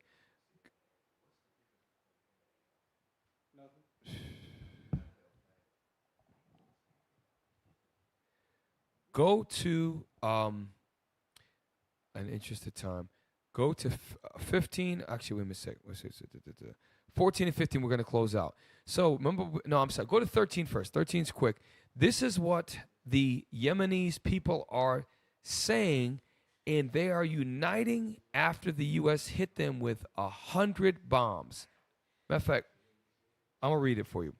So what we're about to play, brothers and sisters, it says, punish America. Thousands seek revenge by Houthis in Yemen after U.S. strike. Yemenis erupt in anger after the U.S. allegedly fired 100 bombs and missiles on several cities in the country. They attacked another country, multiple cities, with not one bomb, not two, but 100, reported 100 bombs. You have to do some major bombing to get the result that we're about to see. Look at the number of people. Look, I want you to, if you had to scale it, right? If you took let's look at where the, everyone track left on the yellow flag. Look at the size of that yellow flag. There are probably 100 people that covers, more than that. Look at the little spots. Those are people's heads. There, I would imagine there are at least 100,000 or more. Could we say that? Yeah. Maybe 200,000. Let's think about it. What would make that many people come together in what they're about to say? It's because the U.S. viciously attacked their country. This is what's going on right now. Why? They want to control that strait. They want to control the entire area. And guess what? When you're in Yemen, you're also closer to one step. If you get a base there, now you can spring off and fight Iran, right? Guess what? They still have strongholds in Afghanistan. They still have strongholds in that whole area. Watch this play. It's not a video. Death to America demand in Yemen after U.S. strikes. Thousands hit the streets of Yemen for anti-U.S. march. Yemenis' big appeal as Houthis plan mega revenge retaliation. Yemenis erupt in anger after U.S. fired 100 bombs and missiles on several cities. Pause real quick, and we're going to close out here. Where they mentioned about the U.S. dropping a bomb or two. why aren't they showing the fact that there's probably 200,000 pissed off Yemenis citizens because you bombed multiple cities of another country? Again, they want parts of Yemen to set up their bases to control the region. That's what they're doing. This is Job 9:24 in full effect. There's one more, and we're on track. Get me, I don't even have time for that. Just do 15. So, but remember before, I had a whole bunch of quotes, but we can't get to them. If you go to the mind of Esau, which is of war. Matter of fact, get Psalms 55:21 real quick. The book of Psalms, chapter 55, verse 21. The words of his mouth were smoother than butter. Because Joe Biden and the Congress and Senate will get up there and they'll have swelling words about, we're trying to protect Israel and their existence. And they pacify the fact that there are almost 30,000 people that died who are Arabs. Not that we're pro-Arab. But yet there are a couple of hundred Israelis that were either killed or taken hostage. But you value their lives, but not the 30,000 Arabs. So this is describing Esau according to the Bible. Listen to this, read it again. The words of his mouth were smoother than butter. And he'll have you thinking, if you watch his mainstream media, that the Israelis are the true victims. They're not the victims. These Arabs are the victims of Israeli.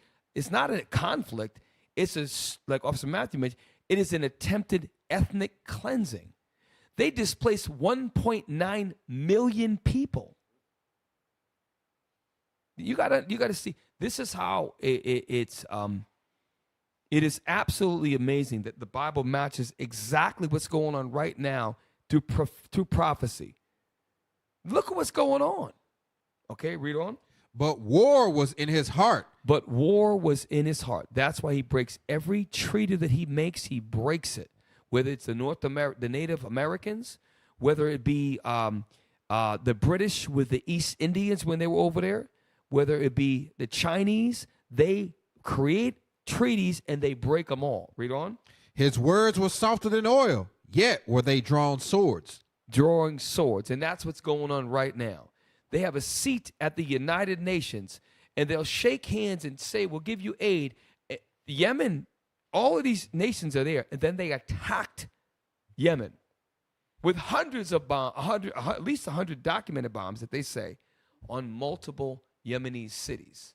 You got to see what's going on. Last one. Remember Pakistan and Iran?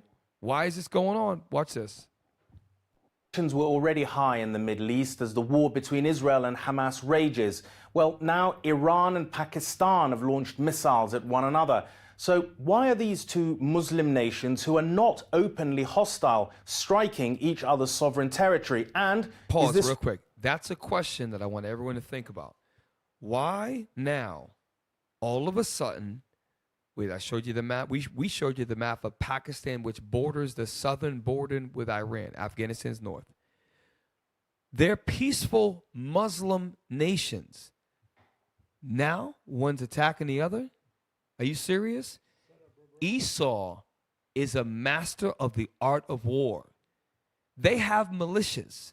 They have mercs over there, right? They'll have them dress up. Like they dress up like black men and create gang warfare and shoot other black men, and then they show a dude in a black face. They're the ones that's behind that. And the Pakistanis are saying, we don't, this is terrorists that are doing this in our country. But now the U.S. spins it and says, you see that? They're causing chaos, they're causing division, and you cause that fog and chaos of war. I'm telling you, you got to see it. There's something behind it. You got to see. Now, play on.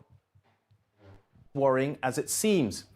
Well, it started a few weeks ago with the worst terrorist attack on Iranian soil since the Islamic Revolution. 2 bombs killed 84 people at a ceremony to commemorate the assassination of this man, Iranian General. So remember, Officer Matt just pulled that up. He brought that up from article number 10. You trying to tell me, I want you to really think about this, right? This is how you have to learn to infer. We have to learn to infer. An inference is making an educated guess based upon the facts that are not set, the facts, and you're not told what to say, but you can infer meaning. Why would Pakistan, who is a Muslim country, launch a terrorist attack at the remembrance of this man's funeral? They were flying the flag in all those Muslim countries because they reverenced this man. So who would do that? Well, if I wanted to cause division and confusion and I'm Esau, that's exactly what I would do. So don't get it twisted when you hear Pakistan attacks Iran. No. Play on. Soleimani, who spearheaded Iran's support for its allies in the region, like Hezbollah and Hamas. Iran blamed Islamic State for the attack, which is where Pakistan comes in, because the border area between the two countries is notoriously porous, with drug smugglers and militant groups based there. Pause, and real quick. Drug smugglers and militant groups, well, again, the U.S. has a team called Navy SEALs. The U.S. has ships in areas like the Persian Gulf, which that is the Persian Gulf right there. You go up there in Iran and Saudi Arabia. You don't think that they could drop off teams off the coast, trench in, and set shop up? That's what they're doing. They're all over the earth causing confusion and division. When you read into the book of Micah, all right? Play on, and we're going to close out Lar Back Attack. We doing good. Some IS groups are located in this area of Pakistan, and this includes Jaish al-Adal, or the Army of Justice, the Sunni Islamist group with links to IS. They want independence from both Iran and Pakistan, and were apparently the target of Iran's drone strikes. In the Panjshir province of Pakistan... Let me tell you what's going on. Iran has a vested interest to protect its borders. So does in Pakistan. If you go like the international Antifa, like they tried that crap in, remember what's the country? Kazakhstan. And Russia came and jammed them up. Yep. That's what they're doing there. They go to a place, drugs are there, they send mercs in, they work for the U.S., and guess what they do? They cause division and confusion, bomb one side, and then they cause divide and conquer. Those are two peaceful Muslim nations. And there are Arabs in Pakistan, just like there are also Arabs in Iran. There's also the Persians in Iran as well, of course. But the point is that they share the faith of being Islamic. They're Muslim, right? Now, play on and we're done. And it's funny that now all of a sudden Pakistan and Iran is going at each other when Iran is spearheading the uniting of that entire area. That's right. That's a fact. And even when we'll cover that on more shows, but just play the rest of that, please. Tuesday, a mosque and other buildings were hit, and Pakistan says 2 children were killed. Wait, hold up. Rewind it a little bit. This is, again, we gotta infer. This is how you know the white man is the author of all confusion in a damn earth. Play it again. Of Iran's drone strikes in the Panjshir province of Pakistan on Tuesday. A mosque and other buildings were hit. And Stop. People from Pakistan are Muslim. Even if they have differences, economics, you do not strike. So you're saying that Islamic terrorists from Pakistan bombed a mosque? There's certain sacred laws that they don't. That's the white man move right there. And it's a military strategy. Because when they send these Army, Marine Corps to OCS, which is called Officer Candidate School, they have to read books like The Art of War. It's part of the required reading, and part of the art of war is to divide and conquer your enemy by finding his neighboring countrymen and causing division within that to destabilize the region. That's a common military tactic. That's what Esau's doing. He's divided and conquer. And he did that in all these lands, like Syria, we read before. All right, y'all, listen. Thanks for sticking around. We're going to go to Lar Back Attack. We're on track tonight to stay with our time. It's a late show. Thanks for staying with us, those of you. All praise to the Most High. Subscribe. Help us get to YouTube 25,000 subscribers. Shalom. Stay with us. Yeah, you can tell by my game gate that I'm all in. You can tell by my faith that I'm all in. Front line with the truth, I'ma fall in. Even if it's a dead end, going all in. You can tell by the things I'm involved in. I can lose it. Hey, shalom, Israel, Most High in Christ bless. I wasn't ready for that transition. All praises. Hey, listen, I have to say it's like this. The jokes are one thing. They're meant actually for good. But it's another thing when you're in a hospital bed because you've just been diagnosed with stage 3 hypertension. It's another thing when you have that stroke or that heart attack, or you get diagnosed with, what's the word? Oh gosh, I can't think of it. When you have diabetes 2, there's something that happens. It's a failure, congestive heart failure. All right, these things are going to happen if you keep with your overweight and your obese ways. Pull up the Harvard study, and it's not Peter Shatner's wonderful quote. This is a read. We're going to read the first paragraph. This is from the Harvard study. Let's go look at global rising obesity rates. Obesity has truly become a worldwide problem affecting countries rich and poor. So just how many men, women, and children are overweight or obese? It's a natural question and a surprisingly hard one for researchers to answer. The problem's vast. The data from some regions quite spotty. So projections from one group differ a bit from the estimate of another. So real quick, so let's go down to the second paragraph where it says, and this is alarming because as we grow closer and closer to the end times, you notice that the times are waxing worse and worse. And here's the data. Here's the statistics to prove that, remember the age of decadence. When food is very accessible, you have lewd acts like during the Roman Empire when great homosexual acts was going. That's when the Roman Empire fell. We are in the midst of the age of decadence. Why? Because you have so much, food is so cheap, victuals are so cheap that you can have, it is a rich man's problem to be obese. Okay? And the obesity rates are mainly in these Western European run countries. Read. One of the most recent and careful global estimates finds that roughly 500 million adults are obese, defined as a body mass index or BMI of 30 or higher. That's almost 10% of men and 14% of women. So that's worldwide. But if you take that subsection and look at, say, the U.S., it is staggeringly different. Because remember, a lot of many tens and hundreds of millions of people don't have enough to friggin' eat. So they don't have to worry about that. But even with that national statistic, it's still 14% of women and 10% of worldwide. Read on. And it's nearly double the rate of obesity in 1980. So in the last 44 years, it has doubled.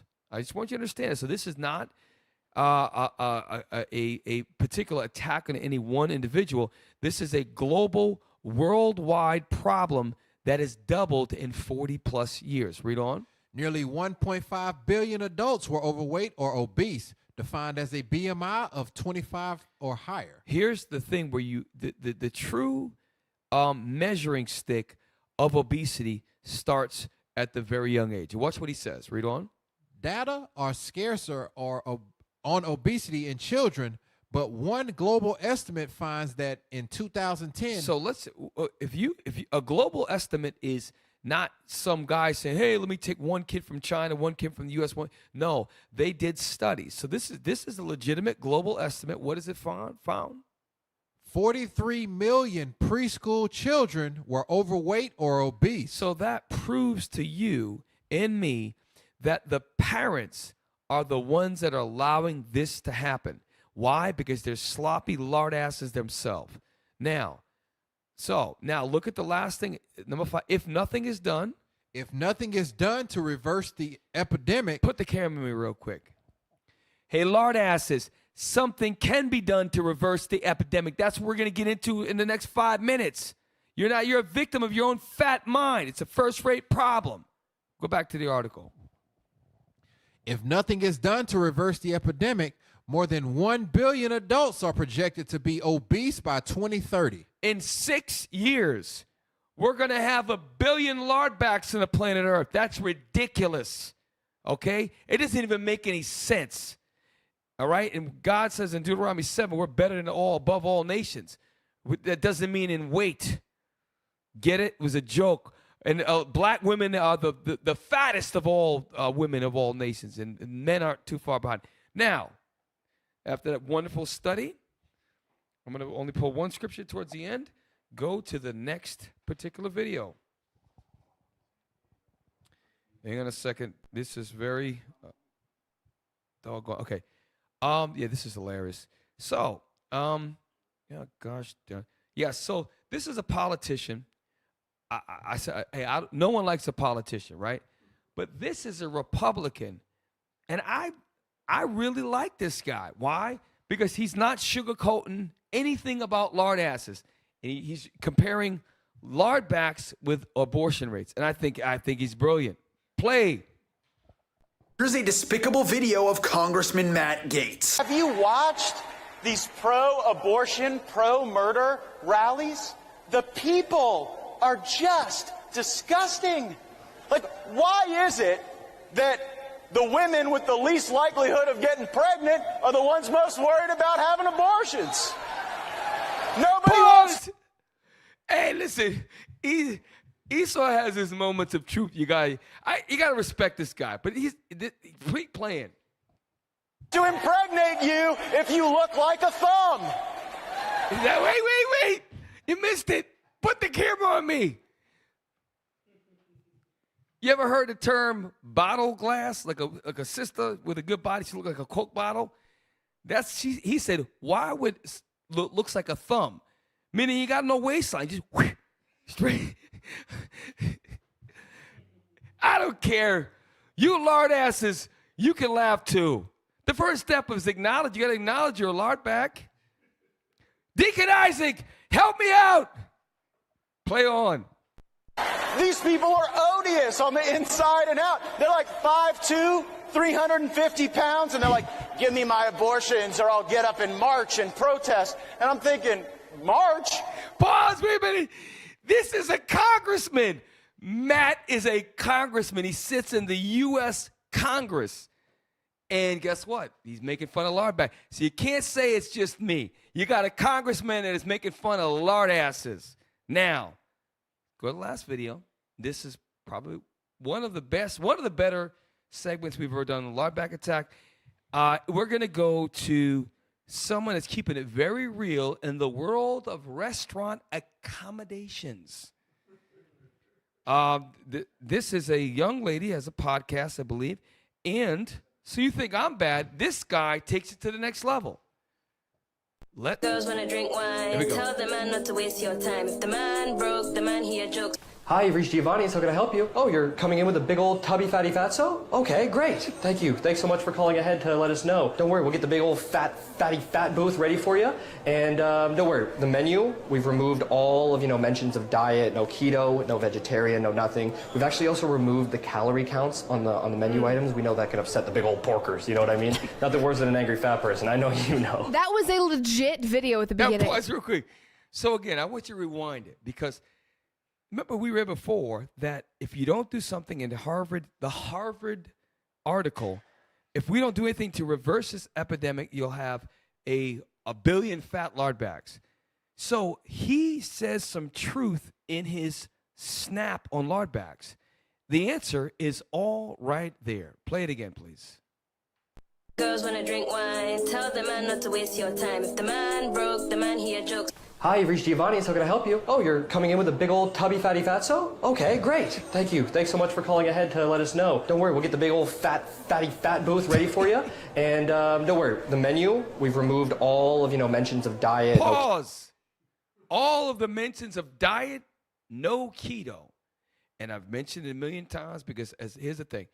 Put the camera in real quick. Let me tell you something. If you're a lard ass and nobody is on you saying lose the weight, They don't give a damn about you. I don't give a damn if it's your husband, your wife, your mother, your father. If they're allowing your ass and pacifying and enabling your ass to be a lard ass, they don't love you. I don't give a shit. Excuse me. I don't give it a heck what anybody says. Because if my son got fat, my wife, she was obese. She had a little 60 pounds. She got 25 more to go, and I'm on her ass. I remind her every doggone day. You love the people that are, you better stand with them and stand up against them. That's love. That's love. Now, here's the thing. Shout out to Soldier, my brother out there in D.C. We have a fatback lard-ass chat, which I cuss him out on a weekly basis. He was 346 pounds of fat blubber, lard, and will blubber. And this brother just last week, in 24 weeks, has lost 100 pounds. He's almost to his goal, and we've got many brothers in IUIC that are losing. I've got another brother, the lard albino rhino out of Philly camp. Shout out to Captain Joel. He's lost almost 70 pounds, which he was at 343. He looked like a harpooned whale. Now he looks like less of a harpoon whale. But the point is, these guys are doing it. So jokes are cool and all, but at the end of the day, man, we have to do something about it. And the answer is you have to limit the number of meals you eat per day. Keto is the key, but it's a healthy version of keto. Because guess what? There's a lot of things that are keto that are not healthy. Healthy keto is, here's an example. Like, for example, you have a piece of baked or grilled or broiled fish, okay? A whole lot of vegetables. I'm talking a lot of vegetables. You can season it and salt it. Butter, grass-fed butter is healthy. And then if you're going to eat fruits, let there be the low glycemic or the low sugar fruit. All of those give the macronutrients you need, the vitamins and minerals you need, and it's super low carb. You're going to lose the weight. That's what these brothers are doing.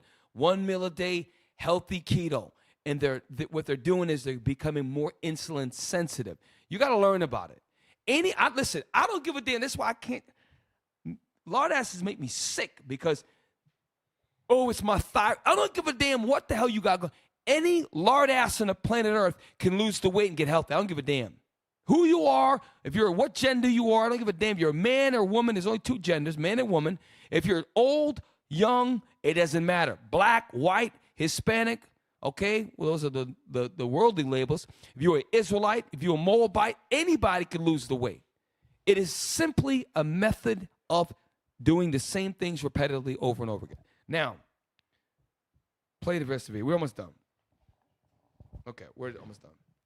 No vegetarian, no nothing. We've actually also removed the calorie counts on the menu items. We know that can upset the big old porkers, you know what I mean? Nothing worse than an angry fat person. I know you know. That was a legit video. Nothing worse than an angry fat person. That's why you're going to meet the lard back head on with anger like I do. You lard asses are disgusting. You need to lose the weight and get healthy because the best version of you is not 320 pounds. It's 180 pounds, lard back. Okay, shout out to Captain Severus. Love you, brother. All right, now, you know, he knows I mean well. I'm behind the scenes. I'm cussing his ass out because I want the best version of my brothers and all the other lard asses out there. Thank you very much, captains. Let's go to my favorite scripture, the last scripture, which is, if you care, and you're a man of God or you're a woman of God, if you care, you should be doing this. Sirach 30:25. Jokes aside, let's get the whole nation of Israel healthy. Starts with the men. And after the men get in order, the women are going to follow suit. But if you got a bunch of blubber-gutted, fat-back, whale-gutted lard asses who are men walking around, what you think the sister's going to say? Come on, man. Take the bullets out the fat doggone revolver. Read. The book of Sirach, chapter 30, verse 25. Last scripture. A cheerful and good heart will have a care of his meat and diet. A cheerful and a good heart, that means a man that keeps the commandments is going to have a care of his meat, meaning food, and his diet, meaning how he goes about his lifestyle of eating. These are things that everybody should have. And this is why before I get angry and point out problems, we have to come solution. We got solutions. We got men after men after men, brothers after brothers who are losing 150 pounds, 120 pounds, and they're reversing diabetes too. They're lowering their cholesterol. The blood pressure is coming down to normal. They're weaning off medications by doctors. Doctors that say, you don't have this problem no more. They're fixing problems that they created for themselves. So if you are a victim who thinks that you cannot lose weight, shame on you. You just need someone to hold you accountable. All right? Read on. A cheerful and good heart will have a care of his meat and diet. And that's the mission. My mission, my personal mission, is to help anybody that wants the help. And if you don't want the help, you fat back lard ass, you're going to get clowned. Why? Because someone needs to agitate and shake up the fat bee's nest to get you friggin' fired up to lose the weight. Okay? So look, I'm Captain Shem, and when I see you, especially you brothers, don't say nothing to the sisters. Because I'm going to start saying something. Once all the men lose all the weight, then I'm going to start talking to you sisters. Until then, you can just say, wait, Captain Shem, I don't need to lose the weight because you got a bunch of fat back lard ass officers in formation, and they would be 100% correct. Okay? With that, we say shalom. You can tell by my gait that I'm all in. You can tell by my faith that I'm all in. Front line with the truth, I'ma fall in. Even if it's a dead end, going all in. You can tell by the things I'm involved. Give alms, Israel. Give alms. You can give alms at your local school by dropping it in the alms box. Make sure you get your envelope, put all the information on it. Or you can give alms online via PayPal. Hey, y'all want to give alms to IUIC New Orleans and Precept Upon Precept? They help us with the IT team. Y'all can do so via PayPal at iuic.neworleans@israelunite.org. Also, make sure y'all continue to support the Booster Club. Big things popping. Y'all saw the quest. Y'all see what's going on. We got to push this truth to the four corners of the earth. Give to the Booster Club via PayPal at iuic.fundraising@israelunite.org. Also, if y'all tired of Esau and all the nations being all up in our Passovers, all up in our tabernacles, give to the land fund. You can do so via PayPal at israelunite.org. Make sure you label it land. That's incredible. Right now, take out your phones and make sure y'all scan the QR code and rate the show broadcast so we can continue to get better.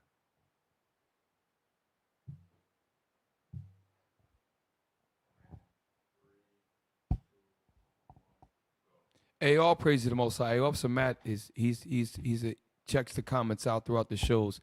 And let me say this, and I mean this. When you grow up, right? We all grew up. You had people you grew up with that you cared about, right? And your friends would tell you about yourself because they want you to fix it in the best version of you. The people that wasn't your friends, they wouldn't say nothing, and they would wait and talk about you behind your back. Real brothers and real sisters are going to try to help you. So yes, we joke. Yes, I try to make it sting, but there's a solution to the problem. If you just apply and follow the lead of the other lard asses that lost the weight, you can do it too. I don't want to hear nothing from you brothers and sisters, especially brothers. You have a first-rate problem, and I hear now. Shout out to a couple of people in the comment section. One, and I don't know if you're telling the truth or not. I hope you are. Some of you lie. Sister lost over 200 pounds, right? 4 something to something like that. That's incredible. More power to y'all, but here's the thing. You got to keep it off. And we need examples. We need examples in each camp to get healthy and keep it off so they can inspire others. Jake, we're very visual, but we need to see certain things, right? You see somebody, oh, he could jump high. Well, yeah, whatever. You see, oh, yo, he can jump high. He can fight. He can run fast. Oh, yeah, I seen it. We're visual people. We need to see these examples. So I don't want any of you to take I do want you to take it personal, but inspired to change. All right? So, and I really do. I'm one of the ones that care about fat people more than anybody up in here because I know what's going to happen to your ass. You keep eating like that, you don't get help. You're going to have a stroke or a heart. You're going to have problems happening to you. Just look at the statistics. Look at the obesity rate, deaths. Okay, look at what happened to COVID-19. You better fix this. You better cut the BS and fix it. All right? So with that, hey, look, Captain Shem, IUIC New Orleans, thank you all for staying with us. All right? Listen, I know that I need work. We all need work. If you have constructive commentary, let us know. We read it. We'll work on it. You know what I'm saying? So Anything else, brothers? All right, we're tired. I'm tired. These brothers, they got more life than me. All praise to the Most High. With that, we say shalom. Judah blood. I see.